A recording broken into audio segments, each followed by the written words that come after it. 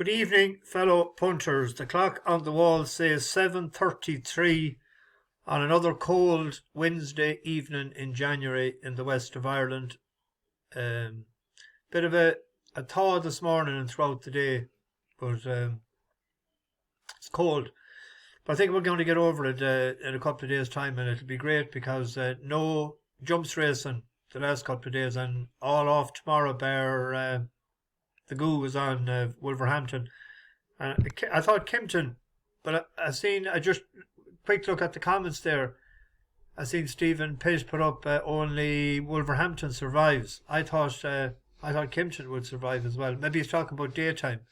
But anyway, we had one runner today, Knocknaquilla, finished third, stayed on, but I just wonder if Billy Lee was riding Knocknaquilla and the other book was riding the one that won. I think they'd been closer together. I can't understand that he was so far back and then he made a bit of a run. But anyway, Plumpton was called off. I have a couple for tomorrow. It was hard enough. I had a couple of merit out last night, but they're gone very short, and it's easy enough pick out favourites, and I didn't see any double that I could do. First, few newcomers on the bus. Luke Hillman, well, you're welcome, and Kevin Betteridge. Al Rudd is new as well, and SBO5 Hey 01. It looks more like a Wi-Fi code than a name, but sure, it could be a Wi-Fi code. You're all very welcome anyway. I got me Sterling sorted. I brought it to the bank. I just handed it in, and there was no problem at all. They left it, or they changed it over, no problem, or put it into the account anyway. So, couple for tomorrow. I was looking at sort of for an each way angle, and Deep Sigh for David Simcock and Haley Turner. 5-year-old mare.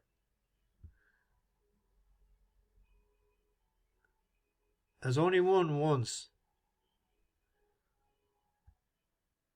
Let's see now. Her best runs, I thought, is at Wolverhampton, and this is the distance of tomorrow's race. She was in different ownership here. She was in one of them Sheik's colours, I forget which of them.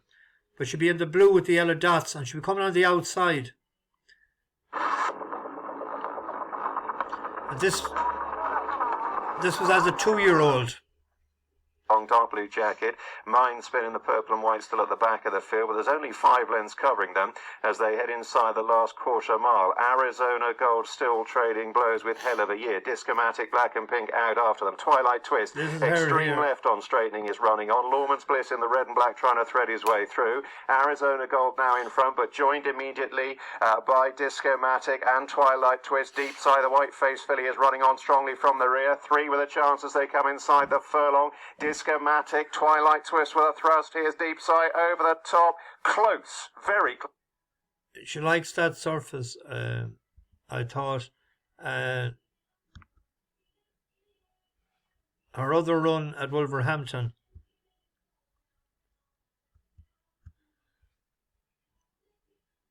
was at 12 furlongs and a mile and a half. Just too far for her. She looked all over a winner. She traded low and running. Begins to feel the heat.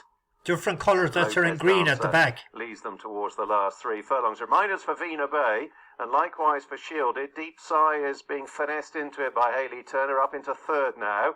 Lopez Dancer cornering well, approaching the last quarter mile. The ridden along Vina Bay coming to have a crack at the leader. Now Deep Sigh, shaken up, has gone into a close 3rd. Lopez Dancer first in line for the judge. Deep Sigh coming between horses. Vina Bay away to the left, on down towards the last furlong. Deep Sigh now comes alongside Lopez Dancer.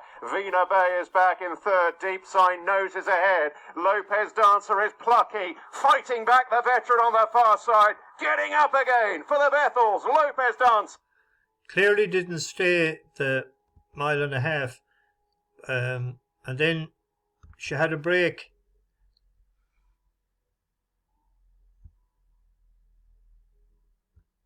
and she ran the last time in Southall. They weren't too busy on her. And this, I don't think, is long enough of a trip. It was a mile. The extra half a furlong. Nibbled at prices with the lead, now shaken up, asked to challenge is Queen of Burgundy, the way to the stars biplane. Doyle is getting at Mayfair Gold, asking the favourite to try and make some ground, just running a little bit green. Then Surla, Live Lucky's lead is dwindling here. They are catching her. Here comes Mayfair Gold, Recall Woman picking up from the back. Queen of Burgundy still in there with biplane the far side. They head towards the last half furlong. Mayfair Gold trying to attack Queen of Burgundy. She knows how to win. Mayfair Gold looking for her first victory, and Holly Doyle just gets her there in time. That was her finishing in 4th there. It's an open enough race, but I thought the twice that she ran at the distance and at the track, she's a 5-2 and 11-2 shot there. I thought she would be an each way selection in that race tomorrow. And similarly in the 305, there is big money for War in Heaven. It opened up 9-2 and it's into 9-4. Now this went off a big price favourite the last time, and it was drawn wide, and it got, I think it went out from 8th to 28, but it got an easy lead at the start. Now it was the first time on the surface. It was to go off the cheek pieces, but it got an easy lead, and I don't think the other ones bothered to go after it at all. And what will happen tomorrow if it can't get a lead, because it's drawn in outside again, it's in 10. It could sulk a little. Same jockey, trainer is going all right, but I thought Toophan for Paul Cole. Now the only thing about Paul Cole is I don't think he has trained a winner since Hannibal crossed the Alps on an elephant last October, I think. But he had a good second the last time. Watch this. It's an Ammo racing, and they don't have any bad nags. He took to the back of the pack on the rail in purple, but he finishes second to a horse that's a shorter odds tomorrow and that's up £5.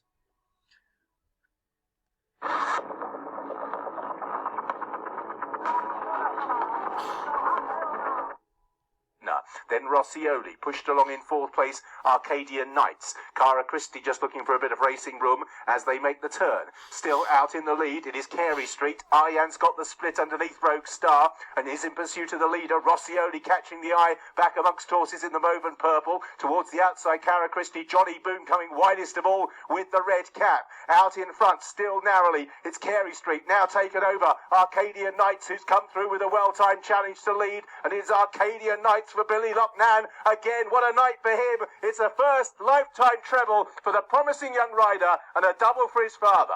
Arcadian Knights beat into... Arcadian Knights was getting £9 that day, and tomorrow he's up £5 for that. The betting is,